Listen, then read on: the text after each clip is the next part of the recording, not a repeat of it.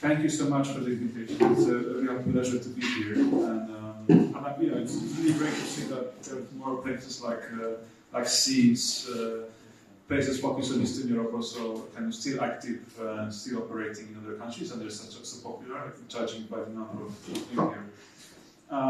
So what I'm going to show to you is just kind of like an experimental lecture, really trying to summarize, I would say, two different parts of my research. And one which is about income inequalities in Eastern Europe. So pretty much question how different people are in terms of their income. And then the second part of my research, which is more about intergenerational mobility. So which is related but somehow different. It kind of asks the question, to what extent where you're coming from in terms of your family, background, stuff like that, matters for your life. So I will try to show you kind of my research show Eastern Europe from these two different angles over the 20th century, and kind of try to draw some bigger conclusions. And again, as Oliver mentioned, if you have any questions, something's unclear, something's undefined, or maybe I'm an economist, by the way, so I may show some term which I may assume it's known to everyone, but it's not known. Please let me know. I'm more than happy to stop and explain everything to you. And at the end, we hope to have some discussion on these topics. So as I mentioned, this research kind of comes from three of my previous current works. I've been working a lot recently on intergenerational mobility, and that's why perhaps I will speak relatively more about this topic because it's something more exciting to me at the moment. But in fact, if I would say, I'm probably much more an expert on inequalities. So there's certain trade-off here. I may be more passionate about mobilities, but probably I can say a little bit more about inequalities.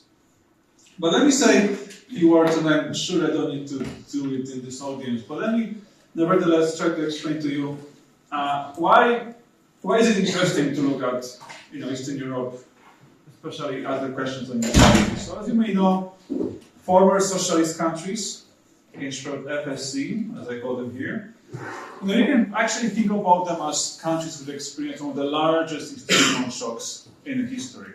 Like we have world wars, we have introduction of communism, which lasted for almost 40 years, and at the end of the day we also have transition to capitalism and EU and other things. Because actually all of these things happen in less than 100 years. And I'm not sure if you can find any other area in the world which would have experienced so many different shocks happening in this period. And of course, this is not just like changing institutions, it actually have quite important implications for societies.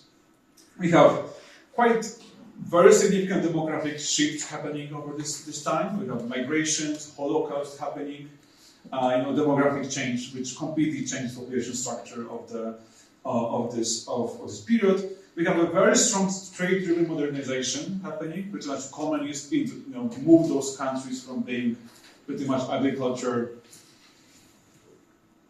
I would use the wrong word, but like halls to too much industrial powerhouses. We have a lot of policies targeting all the elites, trying to actively change the social structure. We have a lot of nationalization happening. And finally, we have this completely reverse things happening after 1989. And of course, kind of these things would have enormous effect on our societies and how harmonious we are. And also, interestingly, Eastern Europe is not a monoblock, it's not a kind of homogeneous set of countries. We have a bit different experience in the former Soviet Union, different experience, I would say, in Central and Eastern Europe, and also, of course, different story in former Yugoslavia. So what I'm trying to say is that pretty much, in my opinion, Eastern Europe is a fantastic laboratory for studying any sort of big question you can imagine in economics, sociology, and political science and other disciplines. So the one thing I'm really interested in is what's the effect of all these drastic changes on inequalities and mobility. So that's the kind of first question I'm trying to ask you. To what extent communism, to what extent politically actually influences our society? Or maybe not, maybe these things are completely irrelevant in the economic future. To what extent actually these two things are connected to each other? To what extent inequalities, so for instance the fact that Germany is now one of the most unequal countries in Europe, actually matters for international mobility or not? to what extent elites are so smart that they can always kind of figure out a way to preserve this privileged status regardless of which system they operate, or maybe not. And also what's the role of education. So usually you think about education as being this kind of leveling field. Like everyone goes to school, everyone has a chance to get good grades, everyone has a chance to go to university. So in theory, your background should not matter. Is it really the case or not? Maybe it's the other way around. Okay, so these are kind of, I would say, quite interesting questions. Of course, you can ask many, many more questions, but those are the ones which I'm particularly interested in, which I think Eastern Europe provides a super nice laboratory to kind of to investigate those things. Now, of course, Eastern Europe also has its own problems. So, answering these questions is not easy. But first of all, a lot of these things happen at the same time. So we have, let's say, rapid modernization, industrialization happening at the same time as big institutional shocks. How you distinguish the two from each other? I don't know, simply. It's super hard. Other thing, for instance, I'm an economist, so I care about income, okay? But then, what income is, what is the meaning of income changes a lot throughout the history. Today we care about income, because through income we can, prosper, go to university, travel, stuff like that. But during the communist time, this wasn't the same, okay? Income was not the only kind of dimension which affected people's quality of life. So there's a changing kind of ambiguous way of meaning of income. Also education, the role of education may be changing through time, it can be very different. So let's say today, we kind of on average say that people usually go to education because they want to have good jobs later, right, in their lives. That's the main purpose. If you would get the same income regardless whether you're educated or not, probably many of you will say, okay, whatever, I'm just going to go straight to the job market. So that's kind of what we say, people care about monetary rewards from education. But in the communist time, there was actually no monetary returns to education. People still go to universities. So maybe it was something else. Maybe it was about prestige, reputation, social norms, family norms, expectations, things like that. That also, was changing through time. And other things which I don't want to talk now, this will come out later. So let me just summarize this lecture, I would say, in this one slide. So what I want you to remember from this lecture is, one, income inequality. So for instance, how rich are the rich or how poor are the poor in a given point of time? In Eastern European countries, including Eastern Germany as well, has been changing dramatically over the last 20th century. If you think about Eastern Europe in the interwar period, this was pretty much pseudo-feudal societies, very high levels of inequalities, from the largest in the world at that time. Very rich capitalists, very poor workers. And then we have communism. We suddenly moved from being one of the most unequal to one of the most equal countries in the world. Suddenly, it doesn't matter if you have a diploma or not, you're going to be pretty much earning the same amount of money. There's no more capitalism because there's no more capital, there's no more feudal landlords. Okay? Then we have 40 years of the communism, transition comes, we're back to being one of the most equal countries in Europe. So, and all these things happen over the 60 years, from the top to the bottom, bottom to the top. Okay? And we have this so-called the U-shaped evolution, as you see. Inequalities were high, beginning of the 20th century, they were very low during the communism, and then they became very high again, like this kind of U-shaped thing. Now, if you look at social mobility, so it's kind of a question to what extent your life success depends on your parents. Here we see a bit similar story, but also a very different story. We observe some sort of hand-shaped evolution, so meaning that in general, Eastern Europe was quite immobile before communism. Then things improved a bit during communism, and they kind of stayed like that. The slight downward trend, pretty much up until today. So there is certain kind of this inverse U-shaped evolution. So not like U-shaped will be like this, hump-shaped will be like this. Okay, so like the other way around, but not as dramatic as the income inequalities. You actually see a lot of continuities. So, for instance, you see that the communists were absolutely obsessed about targeting elites when it comes to access to universities. You would get a negative point, admission point, if you would say coming from whatever the family of intelligentsia from the war period. The communists would really try to push peasants and workers to universities, but it looks has no effect at all on terms of like what's the probability of you going to university as a function of your background. It looks like this point is completely failed. So and so on and so forth. Also, when it comes to transition to capitalism, it looks like actually almost nothing changes, and that's one of the most surprising things to me. So it's kind of like an interesting contrast. There's inequalities are changing a lot. We're moving from being top to the bottom to the top. But inequality in terms of mobility, the movements are much more kind of nuanced, much more smoother, as you will see in the lecture. So it's kind of pretty set and puzzle. Why is inequality changing so much? That social mobility is relatively smooth. And I will try to kind of, I don't have the answer to that, but I will try to provide you some kind of intuition towards the end. Okay? So that's the kind of, I would say, the big picture from this lecture. Now, the plan for the rest of the presentation, I'm going to first give you a little bit of historical context. It will be probably mostly repetition of things you already know, so nothing probably particularly new. Then I will talk about income inequalities, so top percent share, stuff like that. Then I'm going to switch and talk about social mobility, and I'll try to connect these two together. Okay, and then draw some conclusion. Hope it all is fine with you. Okay, very simple thing, just to make sure we are on the same page. What are the former socialist countries? So here you can see, on the one hand, the moment the countries became socialist. So you can see we have, Russia and other Central Asian countries becoming pretty much socialist beginning of 20th century, 1917, 1924. They were later joined by Central Eastern Europe and former Yugoslavia and Baltics after around 1945-49.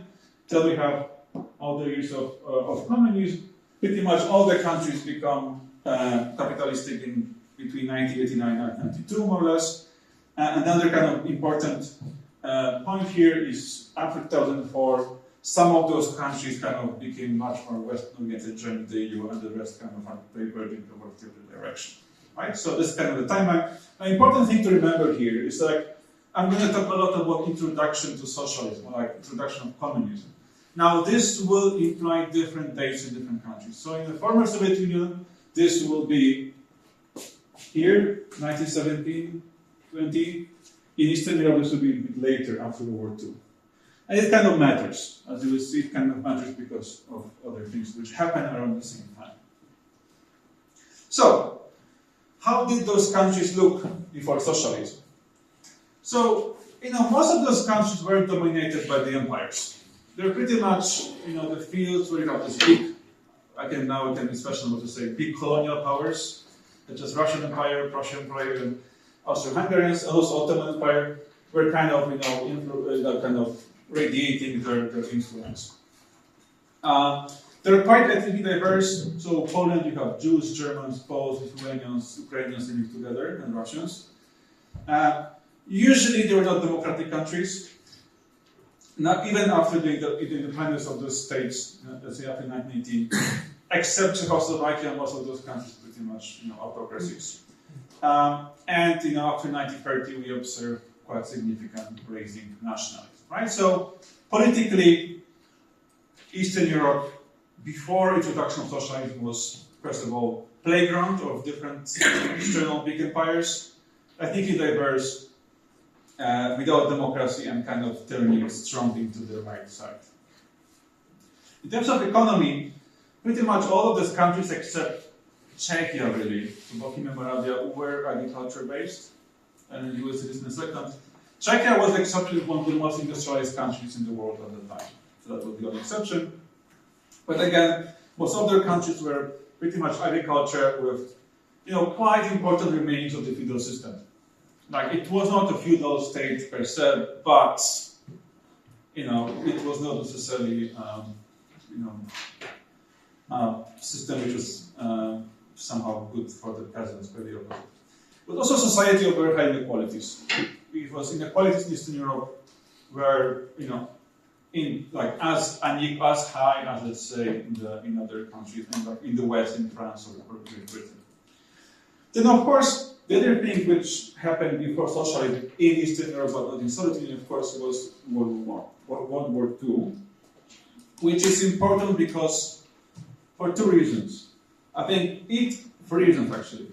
One, massive population losses, meaning like a lot of people dying. And what happens when people are dying? There are very few people left, meaning that they're going to have higher wages. Because if there's not many people around, they become precious, so they can kind of claim a bigger portion of the total income. So the same effect appears after, let's say, big pandemics. Let's say Black Death, a lot of people die. Those who survive, actually, usually we see that quite a significant improvement in their lives. So that's the one thing. The second thing, it's a massive population change, Holocaust, pretty much. Now, the World War II removed Jews from the social structure of those countries, which, putting absolutely aside the kind of unmoral things about this, it opened a space for a lot of peasants and people working class in the societies, which allowed them to actually slightly progress in society. And then finally, we have capital losses. War is a destruction, so it's also kind of rich people are losing a lot because they just lost their factories or lost their houses. So, World War II, as it's being said, it was to some extent a great leveler.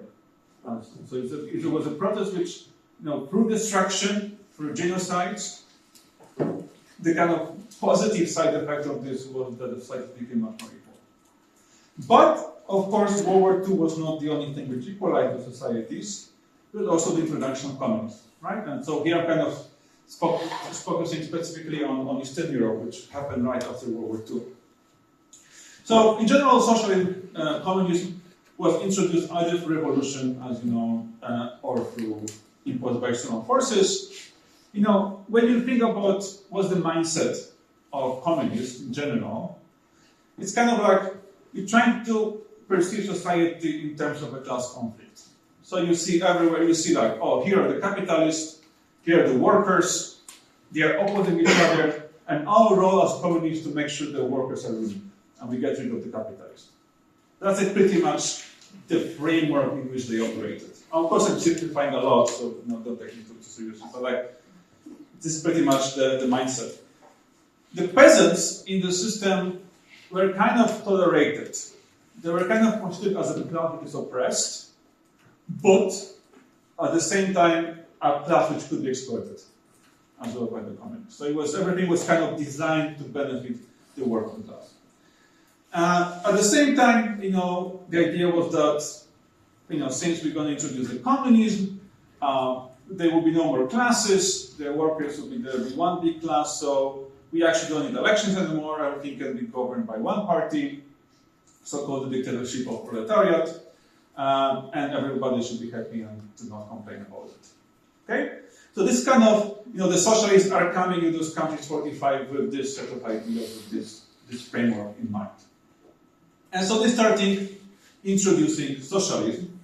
Of course, it was all like in Eastern Europe, it was kind of thanks to the fact that pretty much the USSR kind of forced the country to do that. But I think to some extent, I wouldn't overplay this argument. Of course, communism was introduced to large extent thanks to the support that USSR and Americans giving up.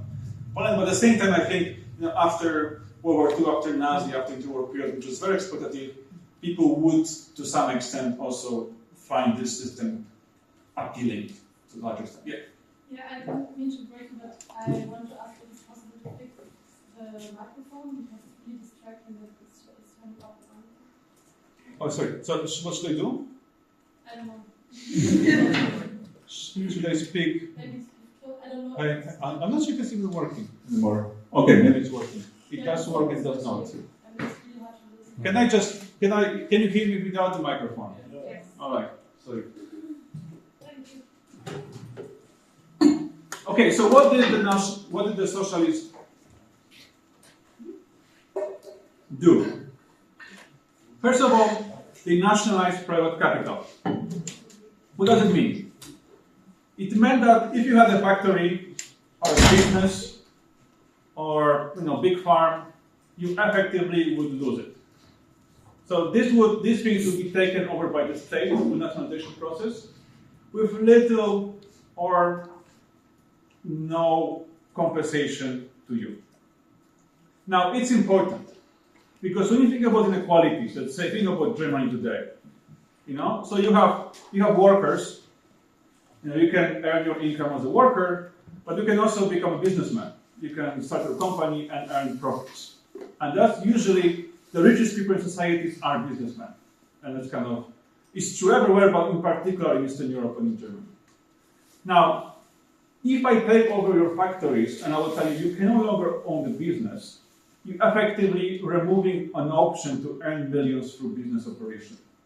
So you no longer can have kind of like rich businessmen in society. So that will mechanically reduce inequality. You only have workers, you no longer have businessmen, right? That's the kind of first important effect of socialism inequality. We just pretty much not allowing people anymore to earn millions through business activity. Second thing, land reform and collectivization of agriculture. What you do, you have this big latifundia in Eastern Europe, all this kind of feudal nobility, whatnot. You take it, you split it, and give it to the small farmers. That would also mechanically reduce inequalities, right? You just simply divide something bigger into smaller parts and give to people. Central planning, another important thing. Today in Germany, whether if you're a CEO and you're earning millions, or if you're like a PhD student or like research assistant, you're going to earn very little. This is because of market forces, right? It's because market decided this way, but this is what we are being told, right? Nothing to do with this is what it is, right? In the socialism, it was not like that. All the wages were the decision of the central government. So the government would decide, okay, you're going to earn this, you're going to earn that, you're going to earn something else. And of course, the communists were interested in keeping those wages relatively similar to each other, right? So they kind of compress what we call compress the wage structure. Okay, so it's no longer the case that as a manager you're going to earn 20 times more than as a worker. No, you're going to only earn like 50% more because it's what we decide. In the capitalist economy, the market decides how much the manager earns. Like simplifying.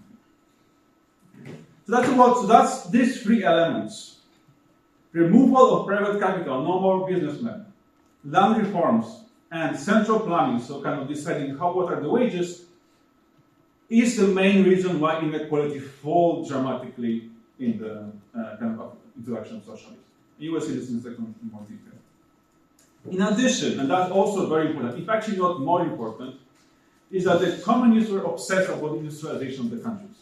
So they were really trying to take all those peasants who were still having the small farms and put them to factories. Now, to work in a factory, you need to have skills as well.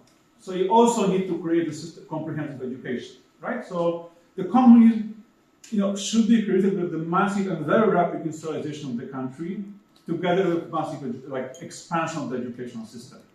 And that, of course, creates a lot of impossibilities to people who otherwise would be stuck in their land.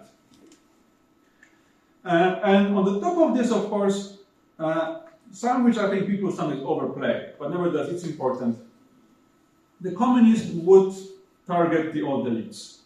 So as I said, they would say, look, your parents wrote a book. I mean, your intelligence, okay, you cannot go to university. Or you're going to have some negative points, you will be not be primarily admitted to the university. The same with management.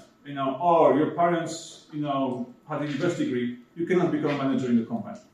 We want to have someone with the worker background. So the communists, with this kind of books, were directly trying to promote people coming from poorer families. Okay, that was kind of deliberate from their point of view. You will see whether this had any impact or not. So just to kind of show you some data, I'm economist at the end, so I need to show you some data. So you can see here, share of people working in agriculture. The blue line is the United Kingdom as a comparison. There you have a set of Eastern European countries. I'm going to focus here on Poland, the top line, Czechia, Czechoslovakia, Hungary, and Russia. All right? So you can see Poland, for all this 20th century, so 1920 until 2015, is by far the most agriculture country out of all of this. But you can see in general Eastern Europe, especially before communism, so here, was also much more agricultural compared to the West. In UK, 50% of people were employed in agriculture. In the communist countries, only between 40 to 70%. So completely different economies. And then you can see a substantial drop in the number of agricultural workers happening kind of between 1950 and 1960 and 65. And that kind of the trend continues. So that's a kind of this period of the communists coming to power and saying, we no longer want to have farmers, we want to have workers working in the factories, and they're actually actively pushing workers to work in building the whole industrial structure. So today, if you look at what's happening today in those countries, in Poland, which is the most agricultural country, roughly 10% of people are employed in agriculture. In their countries, it's much less, around 5%. Now, this is reflected in the share of workers who work in industry, which is the other way around. So here, actually, you can see, especially if you look at Czechoslovakia, that's the squares, that actually before communism, Czechoslovakia was as industrialized as the UK was at that time. So it wasn't just like that Europe was lagging, Eastern Europe was lagging behind. Now, of course, Russia, Hungary, and Poland were much less industrialized compared to the other two. But as you can see, again, 50s is this kind of crucial period where pretty much all those countries are kind of catching up with the UK, or even taking it over, becoming much more industrialized than UK is. And then pretty much all the countries, since pretty more or less 80s, we see a decline in manufacturing happening. Especially in the UK, that's the most painful thing, but pretty much that's the story everywhere. Except, actually, that's the interesting thing about Eastern Europe. If you look at the last 15 years, especially if you look at Poland, you see actually manufacturing coming back a little bit. That's something very interesting about Eastern Europe. Whereas in UK, this goes all the way down, the same in US, France, Germany as well. Poland, to some extent also, Russia, a little bit of Hungary, you actually see manufacturing stabilizing or even going up a little bit.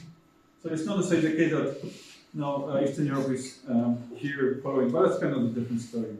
I think it's very interesting. Okay, how about schooling? Here you can see what's the fraction of people aged, I think here is between 12 to 18 years old who are in a secondary school. Okay, so you can see, beginning of the 20th century, hardly anyone went to high school. There was, you pretty much finished elementary school and then it's done. It was very elite thing to go to high school beginning of the 20th century. Not only in the East, but also actually in the UK.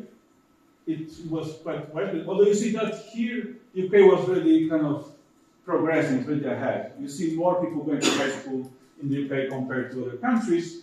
And again, you see this quite dramatic expansion happening in the first decades of communism. So suddenly, pretty much Europe, Eastern Europe caught up with the UK. And today, if you look at here, almost pretty much everyone in this age group, 12 to 18, has some episode of high school education. Okay, so what happened after? Okay, so we have introduction of socialism. All these crazy things happened in the 50s and 60s. Expand industrialization, all these policies, big shocks, big shocks. But then comes late socialism. So this kind of period, let's say, from the 1970s until 1990s, when kind of things are getting slightly less funky, I would say. So first of all, the communists realized we're just facing problems with productivity. We need to motivate people to work. how do we do that? How about we kind of link their performance with their wages? So actually, let's try to pay them more if they perform better. That's really a big deviation from what they're doing earlier, where they're trying to compress everything. Now you're saying, no, how about we just actually maybe pay a bit more to managers that actually have some incentive to work. So you see this changing. They also stopped industrialization. They say, oh, we actually now, well, it's enough of big machines, we actually want to have more washing machines, we want to give something to people. So switch towards consumption. At the same time, they also realized at some point, okay, it's 70s, you know, guys, let's agree we live in a completely classless society, we are heaven. So we don't no longer need to necessarily target all the elites because they don't exist anymore. So they completely abandon all sorts of quota. They stop targeting elites. They simply, okay, whatever, you know, well, it doesn't matter who you are if you go to university. All right, and at the same time, they start facing a growing popular unrest with protests, strikes, and so on. So they actually, you know, they really kind of changed their face compared to what was before. I mean, as a result of pretty much realizing, okay, you know, we no longer have to fight, but also, okay, we have to do something to keep the economy growing. And of course, they kind of failed, because, you know, by the 1989 it was kind of more or less obvious that, you know, you cannot continue like this. So it was still a surprise transition. I don't know, I was born in 86, so I barely remember those things, but a lot of people who did survive this era told me that, you know, no one expected really the communists to collapse. It was kind of like, you know, it happened. But it did happen, 1899. And so what happened? Suddenly, you know, you want to reintroduce private capital, right? You got rid of businessmen, but now you want them to come back. So how do you create businessmen? First of all, you privatize companies. So you're saying, oh, look, maybe you want to buy this nationalized company. Maybe you want to become the CEO, right? And so, and then of course, there's the whole literature on how these different things were created in different countries. Some countries just like simply sell everything instantly, like Russia. Some countries have more of a gradual approach, let's say Poland. But also you're kind of telling to people, look, you can simply start a company if you want. And so, you know, you have emergence of so-called de novo sectors. So pretty much someone with some little bit of capital can come and start a company. So that already should increase inequality, because suddenly you can have this businessman operating and earning profits. And we know that they usually be rich. The other important thing, we no longer have a central planners. So the wages can be whatever they want to be, right? So suddenly, if you're a manager, if you're good, like, sky's the limit in terms of your wage, right? There's no rule saying, oh, you cannot earn more than 50% of the wage of the workers. No, you can earn 50 times more if you're okay. So that will, of course, create a big decompression of wage structure. And at the same time, of course, all this kind of, you know, focus on kind of, you know, making sure the working class have a good life, and, you know, they going to university is pretty much abandoned. Like, the state is not to decide who is good, who is bad. No more targeting elites. You know, you pretty much, it's freedom, meritocracy, whatever you call it. And then, of course, as you know, things started to change at some point. Former Soviet Union, except Baltics, moving into this kind of more of oligarchic, autocratic vibe with stagnation and pretty much these are very high inequalities and disappearance of welfare state. Central Eastern Europe with Baltics is kind of moving in the other direction. More democratization and very strong pro-Western orientation. Very strong economic growth, and important, I kind of, as a scholar of inequality, I need to mention that, still maintaining some level of welfare state. So it's not so true that we got rid of everything. We actually, compared to Russia at least, we know we're quite good at this. Yugoslavia is a special case. Country was completely destroyed by the kind of ethnic tension and conflict, which, you know, completely changed the fate of this whole region. So as you can see, you know, those countries have a lot of similar histories throughout the 20th century, but actually the last 15, 20 years is something where they really started diverging from each other and becoming a kind of very separate groups. Just to kind of show you the last slide in the historical part. What's the effect of national income? So this graph shows kind of income per adult. Now, this is all expressed in a measure which is comparable across time, okay?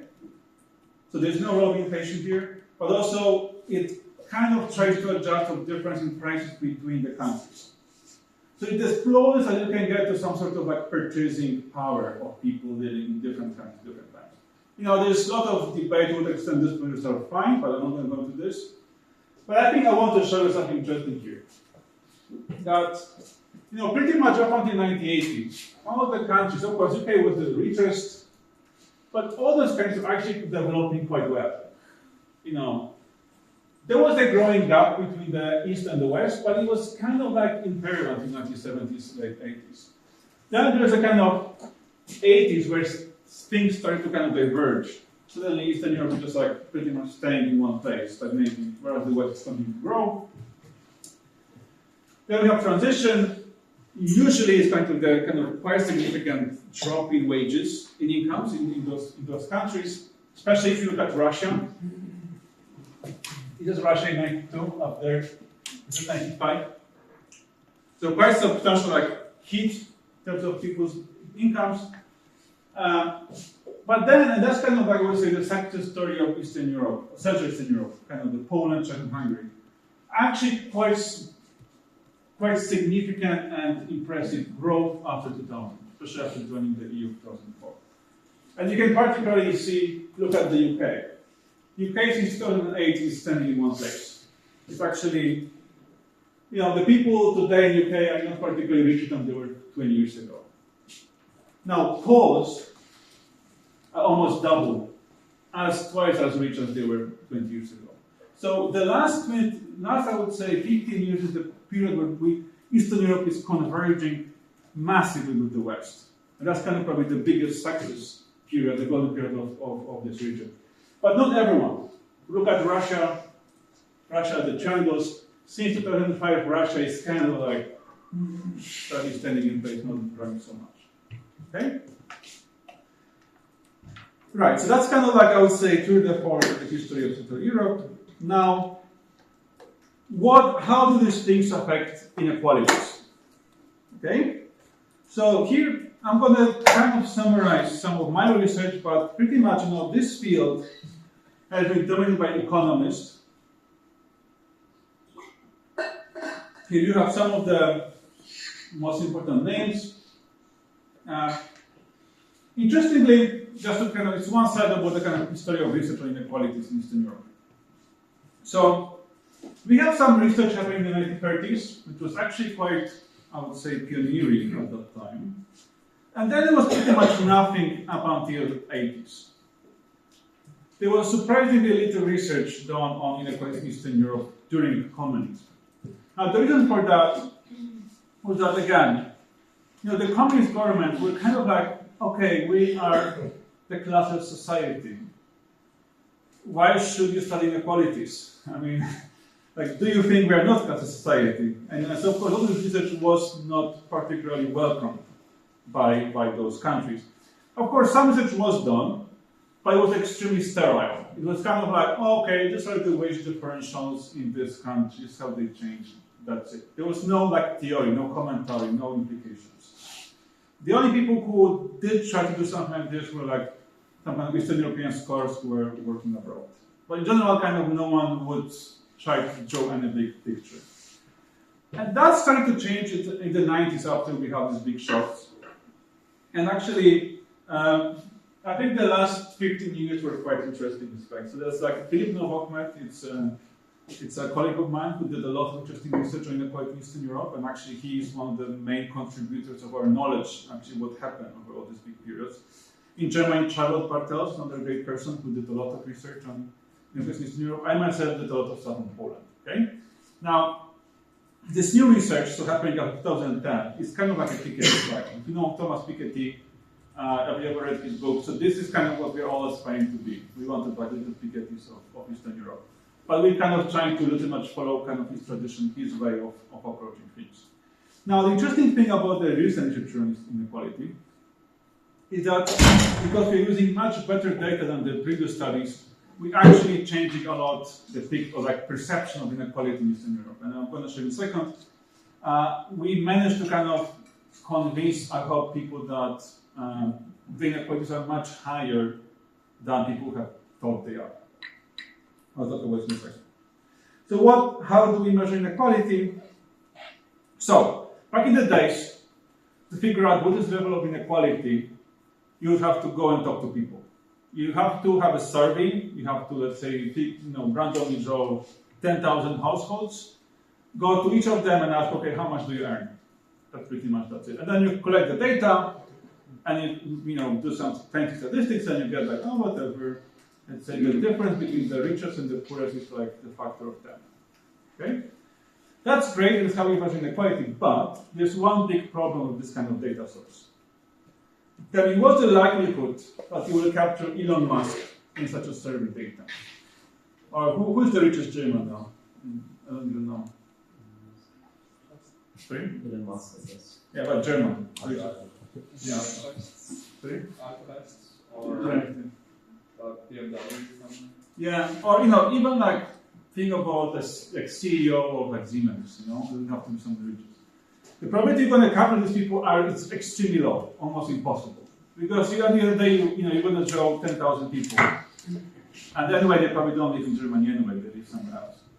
So you're going to miss these very important people who earn massive amount of money, so they have massive influence on inequality.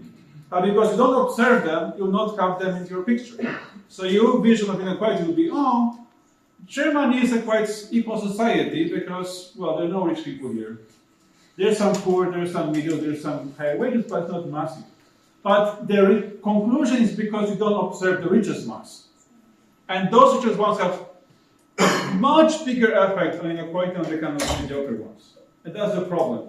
So the new truth, some people I was dealing with Philip and Novak and the other people are doing, is to actually try to use different data sources to create a picture of inequality. And in particular, what we usually tend to do is to use tax data. Because tax data has this advantage that everyone has to pay taxes, especially if you are rich. Of course, you have the way to avoid taxation, we know that, but still, you're much more likely to be captured by the tax data than by the survey data. And so by combining the survey data with tax record, you can get a much more complete picture of inequality in the society.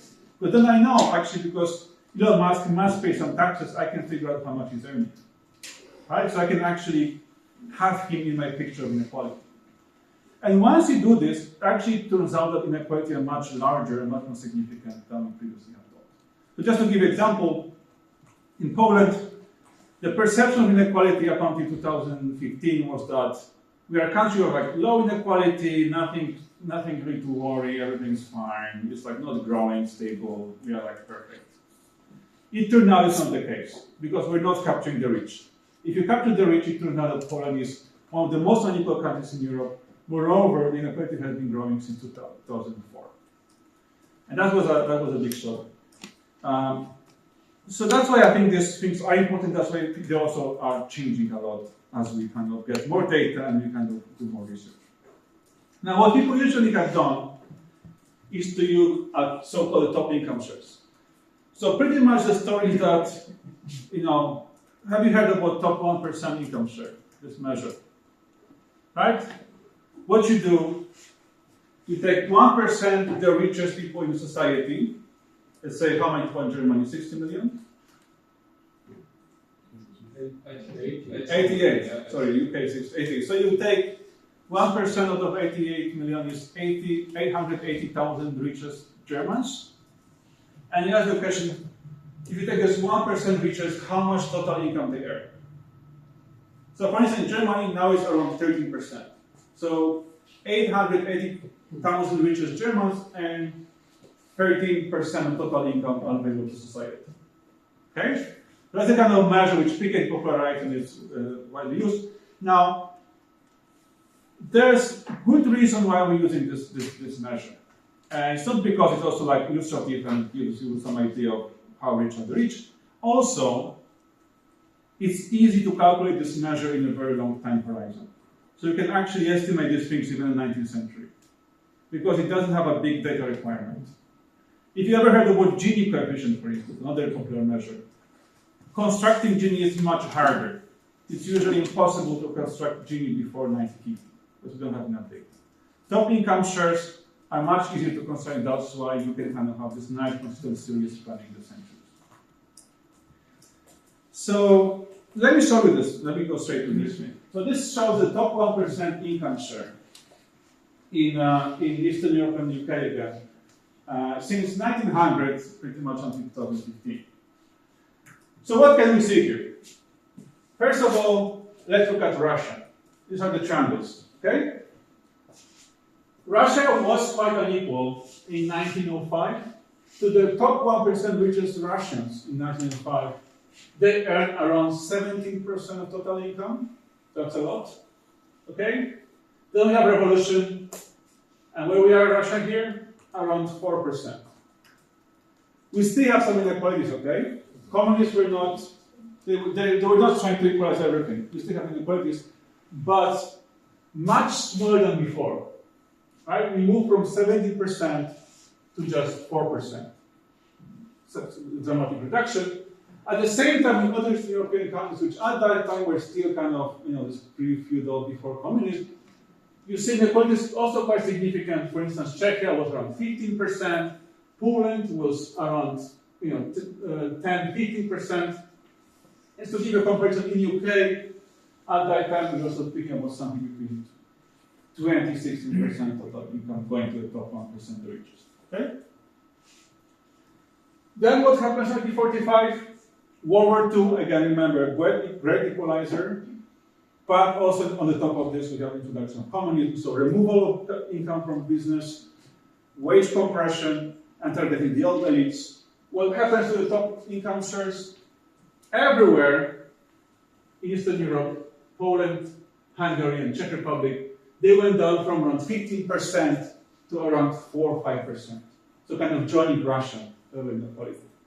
Interestingly, UK is also falling. So it's not necessarily just Eastern Europe. It's a global trend. It happened almost everywhere in the West, but particularly strong in Eastern Europe because of communism.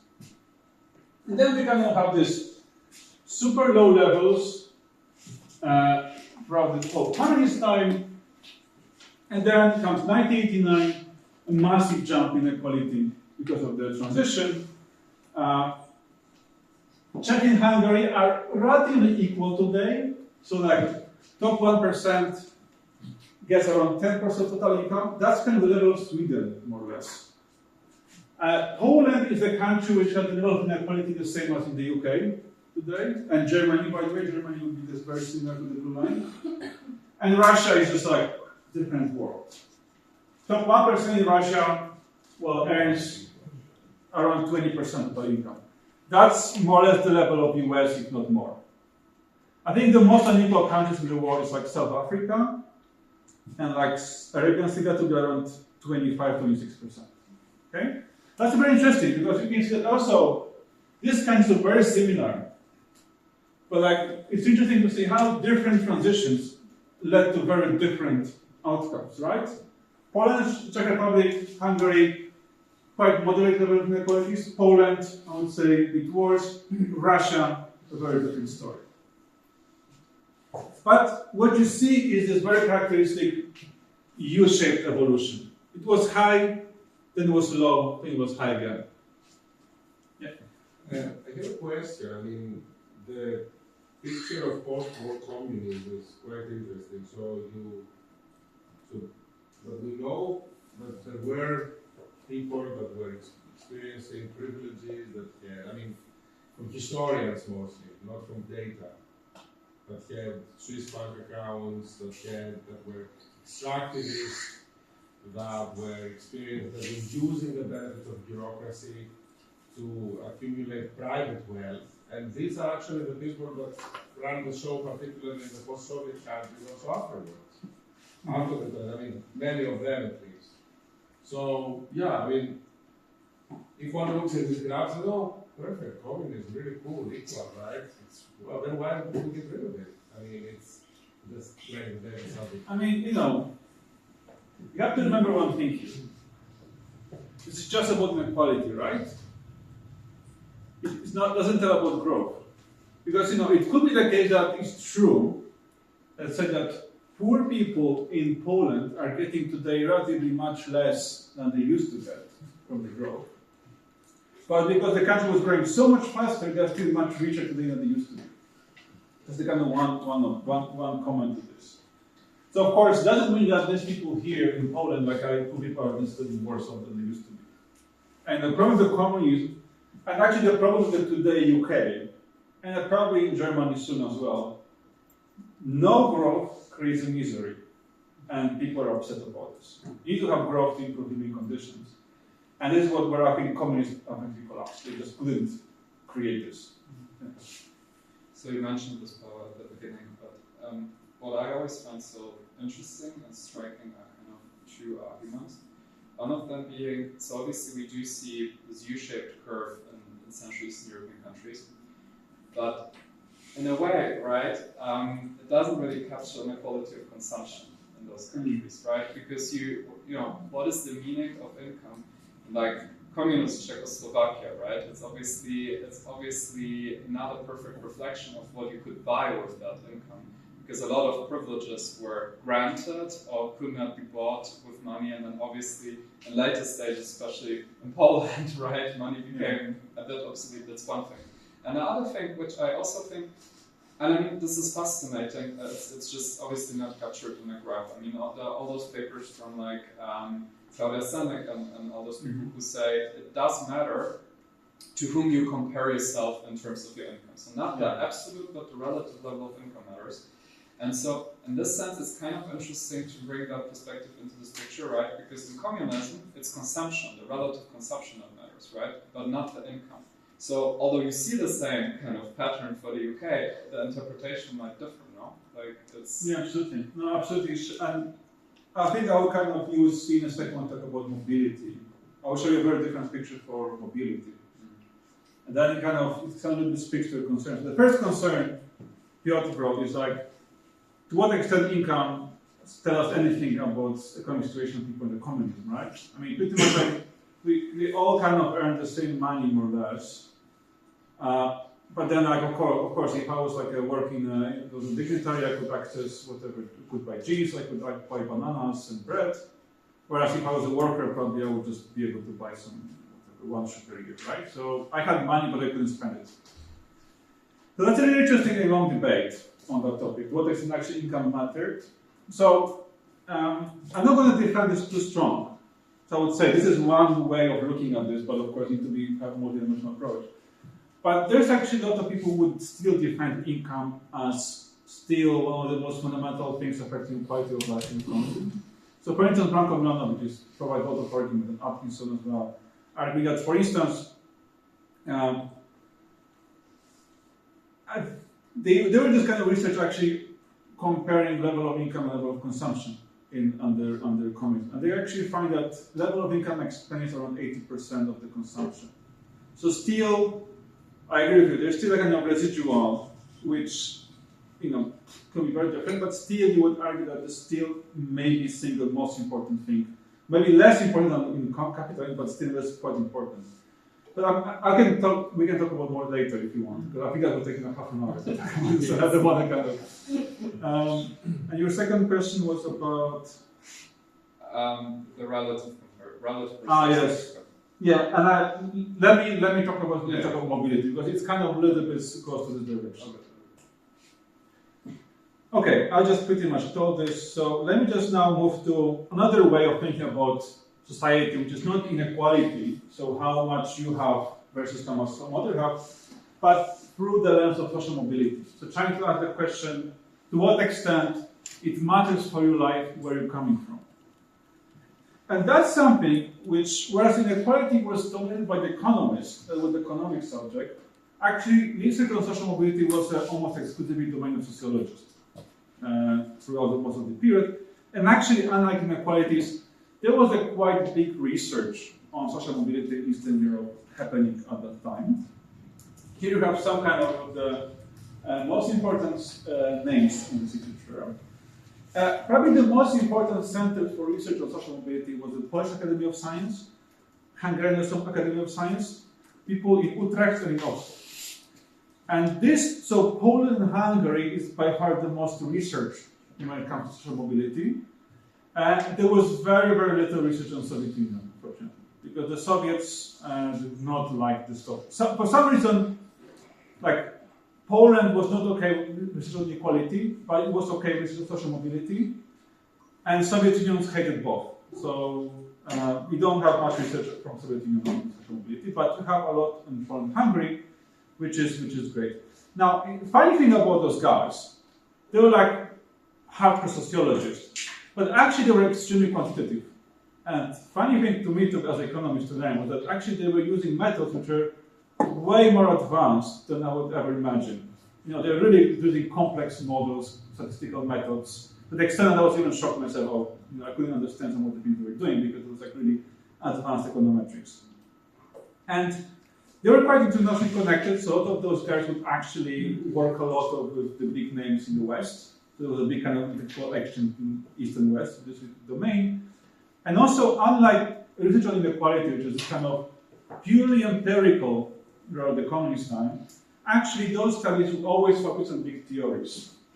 So, you know, even if you have some kind of little empirical work, something significant, they would say, oh, we just completely smashed this big theory of Pierre Bourdieu, for instance, you know?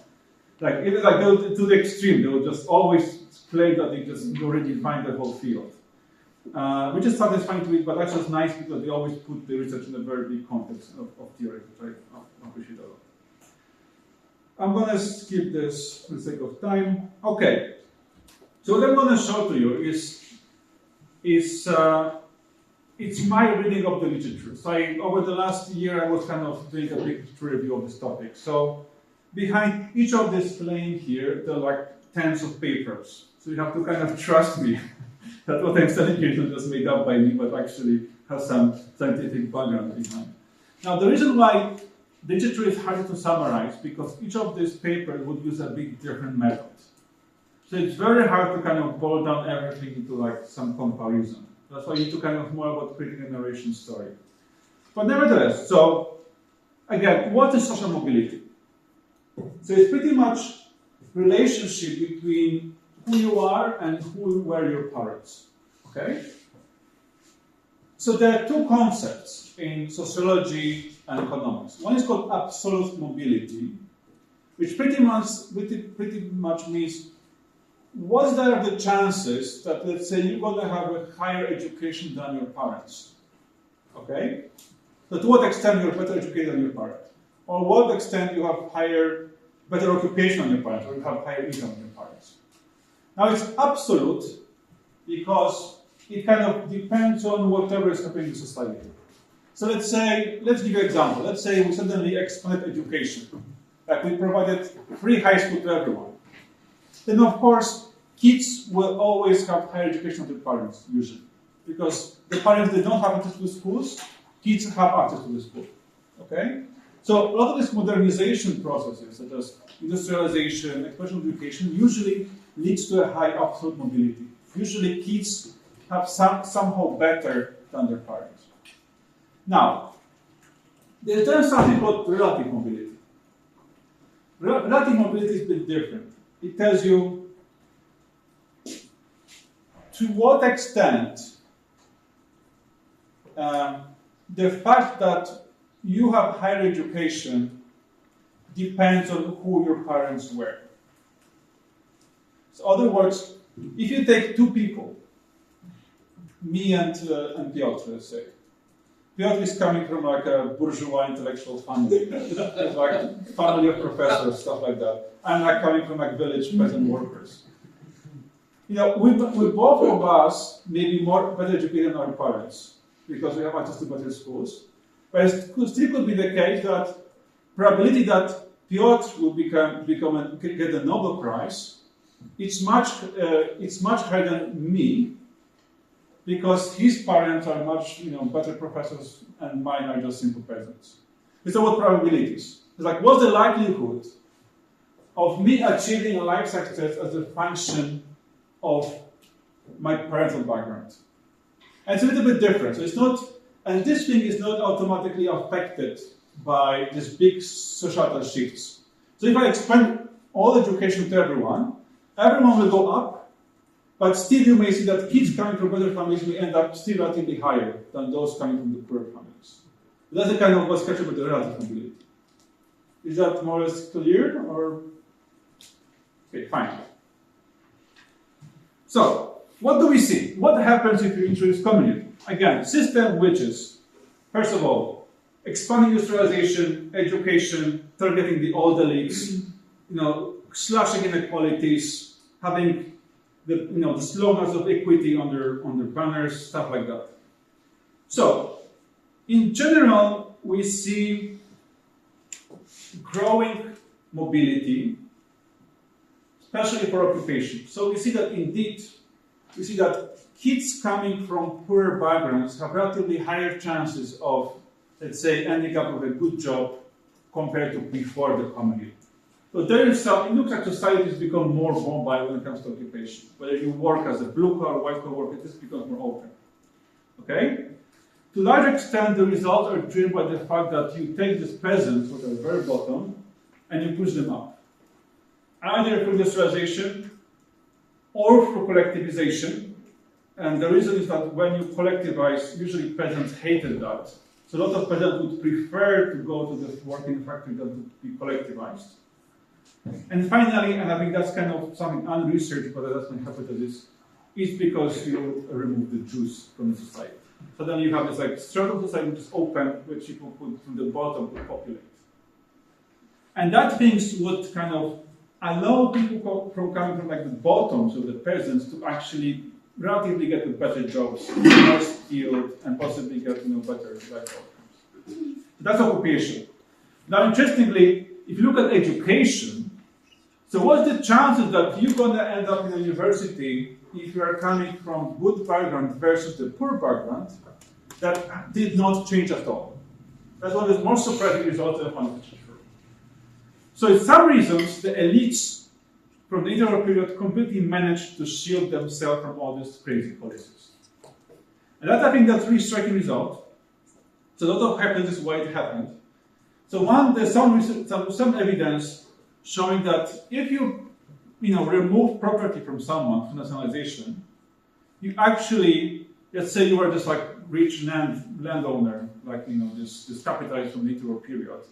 I take away factory from you, I take away your mansion, then you think, it's so easy for the government to take my property, which means that I should probably invest in my skills, because what you have in your brain is not, you cannot nationalize easily your brains, right? So the human capital, as economists call brains, become relatively a safer asset compared to, say, physical capital, like factories or houses.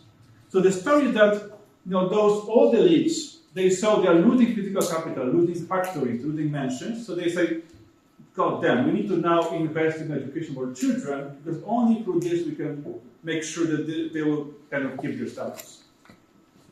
That's the one explanation. The other explanation I have is that maybe simply peasants didn't want to go to universities. Maybe they didn't care about that. If you have an option, you're coming from a village, you could go, you can finish your high school, okay, then you can go to work and get a good job. Maybe you can become the head of the agriculture farm, collective farm, something like that. Versus, you go for another 5 years to university and you learn French and what is Paris and stuff like that. And then you earn maybe 20% more. Why should I bother, right?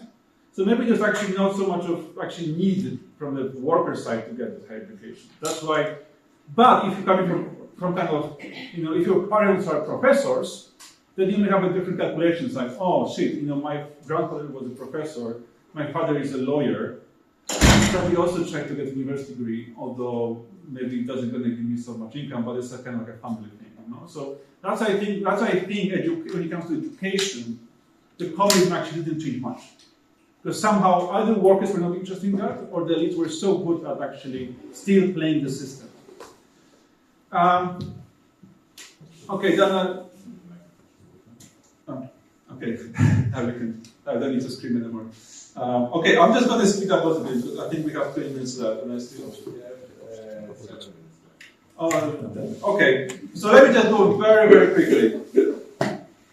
So what happens? What happens later? We have so there you see some improvements coming with communism, some social improvements. Late 60s, until late 80s, we actually see things worsening when it comes to social mobility. So we have a creation of a new class of communist elites. It's pretty much an alliance between intelligentsia and bureaucrats.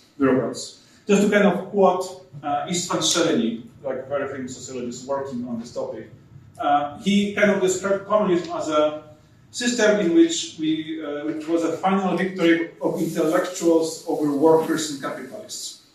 So he's pretty much arguing that at some point, the fact that the communism was a class of society was a fiction, because you had the emergence of this kind of, something between bureaucrats / intelligentsia guy who pretty much was able to get the most of the system and preserve the status of generation. And you can particularly see a strong role of parental culture and political capital at that time. So you see that actually people would use their connection to the party, to the social planning to kind of put their kids through the system up there. So, and then the communists at that time would not care and at all anymore about, let's say, fighting about the elites. They would kind of leave it aside. So you actually see from, let's say, 1970s, actually social mobility is worsening. It become, whether you're coming from poor or good backgrounds, become more and more and more relevant for your occupation, but also your education. And interestingly, another surprising thing to me, people were comparing social mobility in socialist and capitalist countries. So they would compare Poland, Hungary to Netherlands, UK, and they would actually find no big differences. Like you would expect a big difference, actually was nothing. That was another interesting thing. Let me skip this. Then what happens after 1989? You see some improvement in educational mobility, because suddenly you have expansion of universities. That helped a bit. But when it comes to occupational mobility, so what you work in, actually you see further decline in mobility. So you see more and more connection between who you are and who are your parents. And the same quality of educational mobility, you see these things worsening. Suddenly you have a private educational system appearing in post-socialist countries. So the absolute educational mobility increased, because then you have universities. So let's say I'm the first generation person with higher education in my family. My parents don't have higher education, so there's absolute improvement, but because simply I have access to university, I didn't have. But in relative terms, things are worsening. So still, who my parents are becoming more and more relevant to who I am.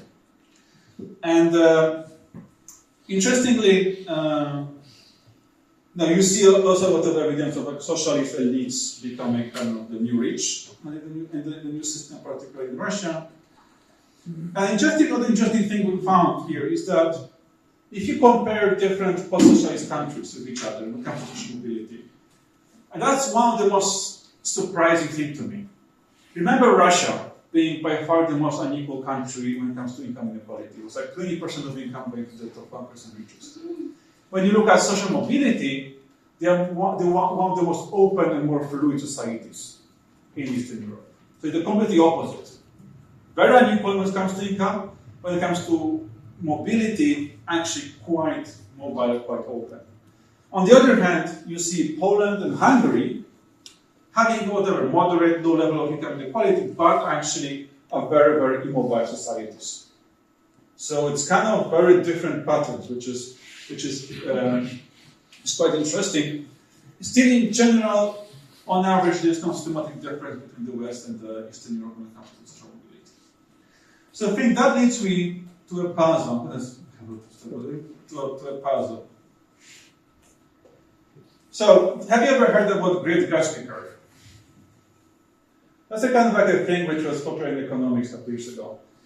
It's pretty much arguing that if you look at income inequality on the one hand, and social mobility on the vertical axis, you should see a positive association. So countries which are more unequal, such as Brazil, Chile, US, are usually less mobile, meaning that there's a stronger connection between yourself and your parents. On the other hand, if you're a country equal, such as Sweden, Norway, Denmark, you see a relatively little connection between who you are and who your parents are. That's a kind of like famous tale of the Great Gatsby curve. Now, I think it's interesting because I found experience of Eastern Europe slightly contradicting this narration. Because first of all, we have all this crazy stuff happening with inequalities, this up and down jumps, whatnot, going to the bottom to the top. You know, socialism was one of the most equal systems you can imagine in the world history, right? But at the same time, if you look at social mobility, it's like, okay, occupationally something improves, education was just a little bit, maybe actually no change, actually a lot of worsenings, and on average, actually, you don't see much difference between the West and the East. So it looks like inequality go over the place, social mobility is kind of more like somewhere around. Okay? Then, what's also more confusing, Russia was the most unequal country in the world today. But at the same time, if you look at social mobility, it's one of the most mobile. So completely opposite what Great Gatsby would say. So I think that's a really big puzzle. And that's something I want to kind of, I have some slides trying to like put some explanation to this, but I think I'm just going to stop here. I think it's actually a great research topic to understand the connection between inequality and social mobility in Eastern Europe. See how is it possible that elites manage to preserve the status, although the income inequality is very different. I also think it's a very important question, because if you ask someone, people are asking me often, why do we care about inequalities? Why should I care about inequality in Germany or Poland? My answer would be, well, because look at this Great Gatsby curve. If you are in a country of low inequality, the country becomes more fair. It depends, it matters less, your background for your life success. Because I think we all agree we want to be a society of equal chances, right? But it doesn't matter where you're coming from, you have equal chance. That's kind of motivation. And I'm saying to achieve this, you can have low inequality. But I think this is kind of putting a big asterisk to this, saying, oh, look at Russia, the most unequal country in the world, but very low, very high mobility. So it's, I think, a really interesting topic, and it's really kind of puzzling to me. So that's, I think, what I want to stop and maybe encourage you to go into this direction for research. Thank you so much. So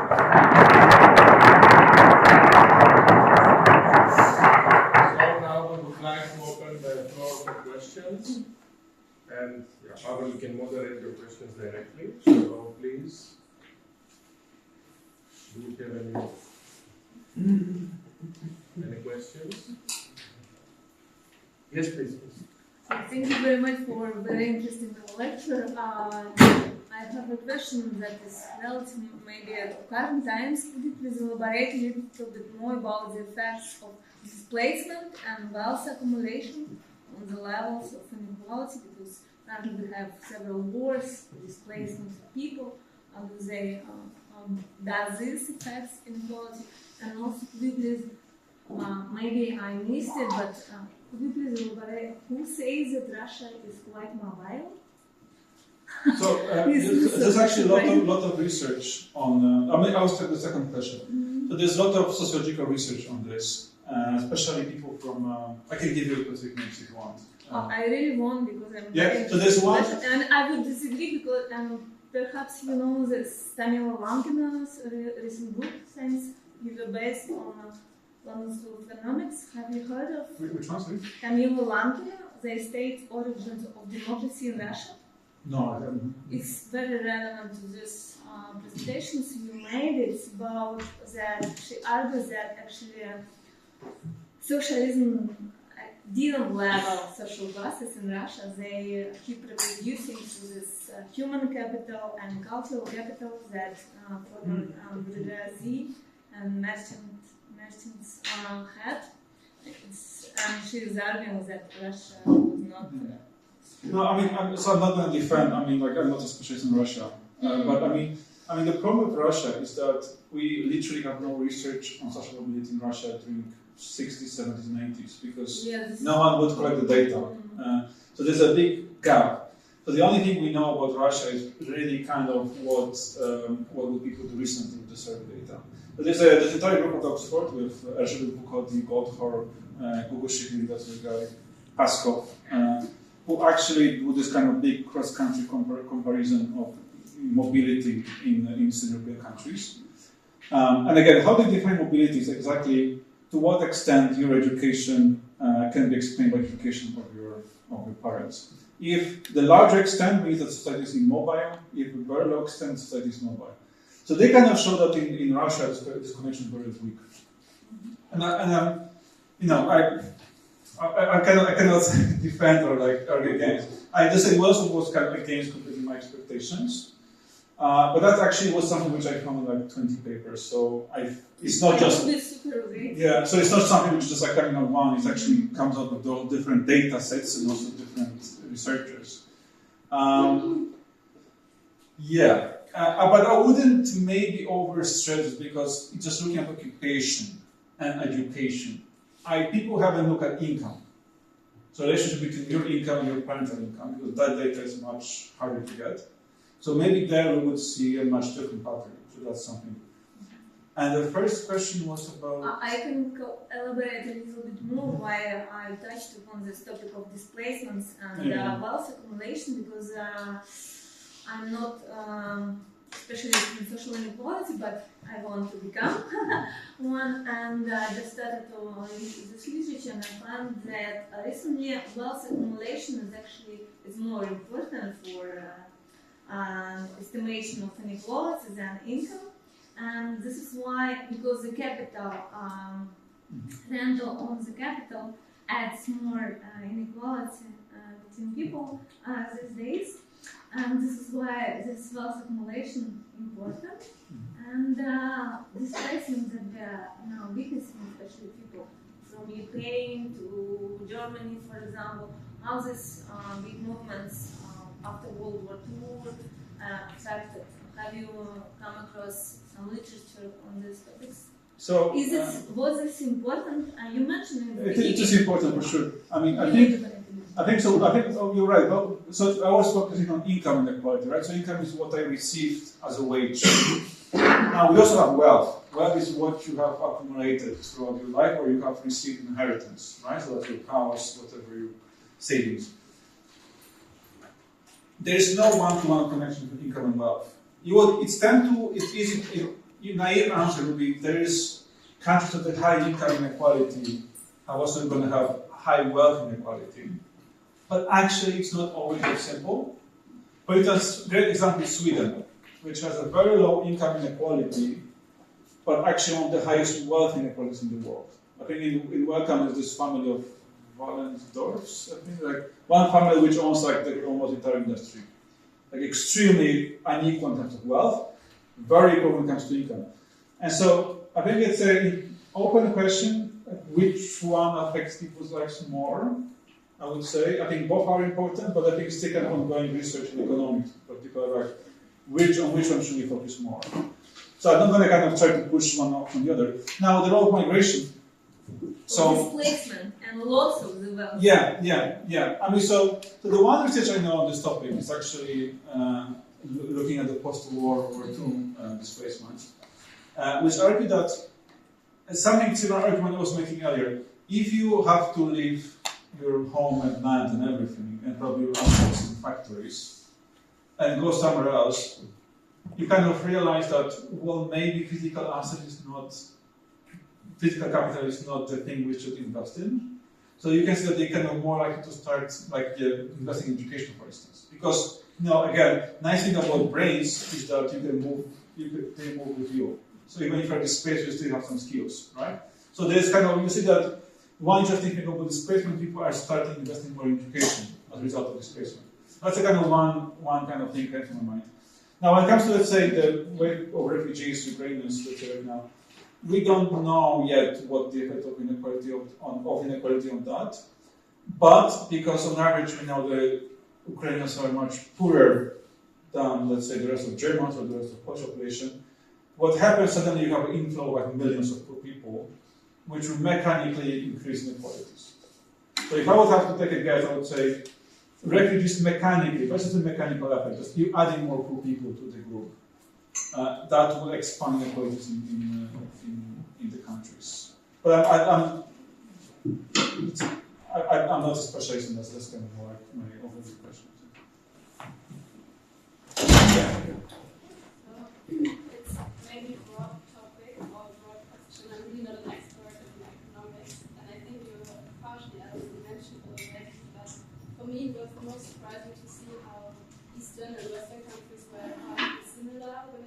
to development and economic aspects. So if you could briefly explain or share your thoughts on why that's the case.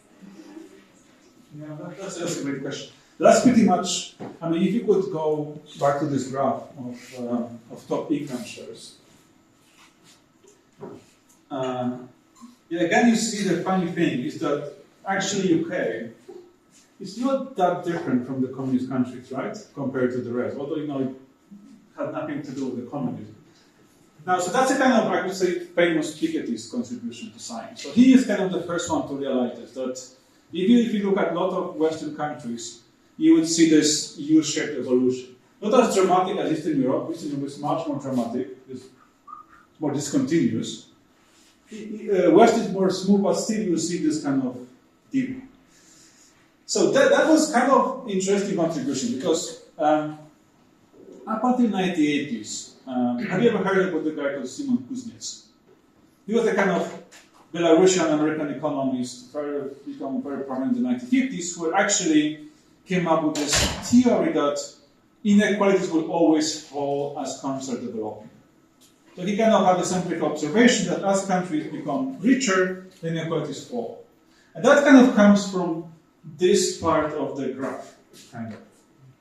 He was saying, look, and the conclusion was like, we don't need to care about inequality because they will fall by themselves. And he kind of came up with this kind of economic explanations and mechanism which would always push inequality down. Now, Piketty said, well, this is actually not true. Because, first of all, you see big cross-country differences. Second thing, you actually see that inequalities are coming back in the 80s. And he kind of, what Piketty said is like, there's nothing natural in this full of inequalities. And that you understand why the inequalities were falling here but not here, you must kind of go into institutional policies. And so this post-World War II period was a period of like, we after the war, we have a lot of soldiers coming back. A lot of people who actually sacrificed a lot in the war effort. So it's also a period where suddenly, first of all, you have a peak of the unions. So suddenly, unions become one of the most important players in society. In Germany, of course, but also in UK, US as well. So you have a period of very high taxation. So the richest people in US would, have like tax rate of 90% of their marginal income, right? It was also a period where you have expansion of the welfare state. In UK, it's the beginning of the NHS, National Health System, the beginning of the universal pension system and stuff like that, and like support to families. Also, quite dramatic expansion of education. So this is actually, the fact that this inequalities decline here was a conscious policy done by the Western governments to kind of, slightly, compensate to people with all the struggles and losses in World War II. Now, this changed in the 1980s, and here we have Margaret Thatcher coming back, getting to power. We have Ronald Reagan in the US, right? And suddenly, shift. Unions start declining a lot. We have slashing the taxation. We have, starting reversing a lot of this kind of policies. And of course, this will start impacting inequalities in this way. So, kind of what Piketty is telling us is kind of giving us detailed institutional story of this trajectory. And kind of, I think what's really powerful, because what it said is that, look, it kind of depends on us, what's the level of inequality. So there's nothing like natural in them going up or down. It's really how we design society. If we want to have strong unions, we can do that. It's all about setting the policies right, and then we're going to have low inequalities. Because we did that after 1945. And we existed, we were flying to the moon. It's fine. You're going to have high taxations. You're still going to be okay. So it's an interesting debate of kind of this shape is, it's really kind of, I think, the power story of the role of policy institutions in shaping inequality. And that's a big change again compared to the previous debate, which was kind of saying, look, inequalities are the result of the market forces. There's nothing we can do about it, we just have to accept them. They're going to go down and fall. This is the part of whatever, nature laws. Now, because they're saying, no, this is something we can all change and manipulate. And example, you can look at the Western countries after 45. And also, particularly you can see that Eastern Europe, you can clearly argue, look, you cannot just go from there to there just by the law of nature. You need to kind of, institutions matter and they affect these things. When it comes to inequality, social mobility is much less clear. That's something where I would say my argument would be institutional policies are much harder and maybe they actually don't matter that much as we have thought. Because we see that you can have like the most radical system you can imagine, communist system, and yet you can see that when it comes to education, the rich parents will always find a way to play the system and make sure that their kids are ending up in the right place. Not sure if I answered your question, Mr. We have space for one more question. Yes. Yeah, thank you very much. I was just wondering, because you started off saying that you don't rely on survey data because it does not capture someone like Elon Musk. But I mean, like personal checks, this also does not capture Elon Musk. So you just touched upon the wealth part, but could you maybe also elaborate a bit more, like how wealth inequalities are then related to social mobility? Because I think it would be like, or it would complete the picture if you would also do that on wealth inequalities, because that might be a better predictor for social mobility. Yeah, that's a great point. So survey data. Yeah, that's true. I mean, sorry, tax records. You're right. They are going to be rich who are going to escape. No doubts about this. But still, I mean, you still get a better picture of the rich using tax record than the survey data. I mean, it's not perfect. No one's saying it's perfect, but it's a way improvement. And actually, majority of people would not escape, or like they would not escape with all their incomes, right? So, it happens, and then we underestimate. So in other words, we are still underestimating the rich with the tax records, but to much smaller extent of the survey data. That would be my answer. I mean, but you're right. I mean, it's not that this solves everything. Now, wealth inequality. That's a very good point. So, I would say this would be a great empirical question. Problem we have with wealth inequality is that it's much harder to get data on wealth compared to income. And so we cannot have this long-run wealth inequality picture as we have with income. For wealth inequality for Eastern Europe, we effectively have data for just 1 year. And only, I think, like EU countries, so it's like 2013 or 15. Because this is the only year for which we have something called the Household Financial Consumption Survey, run by the European Central Bank, that actually measures wealth inequality. Otherwise, we are in blind space, pretty much.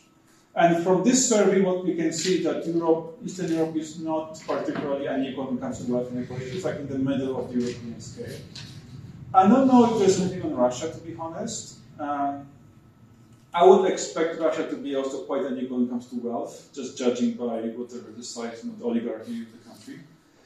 So I was still not sure if the wealth inequality would give us, you would imagine wealth inequality may be more related to social mobility than income inequality. I agree with you. Yeah. I absolutely agree, and I think we'd love to kind of, hopefully there'll be more data that we can actually test this. But I also don't expect to find a very, very different dramatic picture compared to income inequality. At least when it comes to, let's say, comparison between Poland and Russia. But it's a great question, which I think I don't have answer to. Any more questions? Okay, then. Thank you so much.